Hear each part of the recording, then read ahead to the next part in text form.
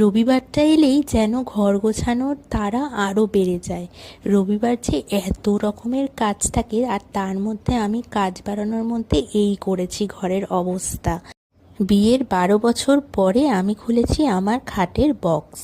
সেই বক্সের মধ্যে থেকে বেরাচ্ছে এক একটা খাজানা। পুপু খুঁজে পেয়েছে ওর ছোটোবেলার একটা স্কুলে নিয়ে যাওয়ার ছাতা, সে কোনোদিনই ইউজ করেনি। আমিও ভুলে গেছিলাম যে বক্সের মধ্যে ওর এই খাজানা ছিল। আর বাইরে পড়ছে বৃষ্টি, মাঝে মাঝে বৃষ্টি হচ্ছে, মাঝে মাঝে রোদ উঠছে, এই চলছে এখন প্রকৃতির খেলা।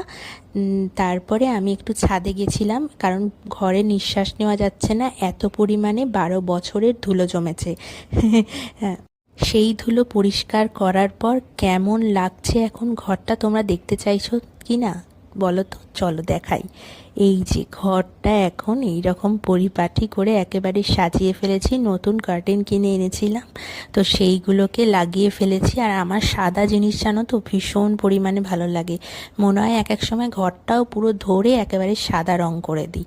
বিয়ের সময় আমি বলেছিলাম যে সাদা রঙের একটা খাট নেব, কিন্তু সবাই মিলে বলল যে সাদা রং নাকি খুব নোংরা হয়।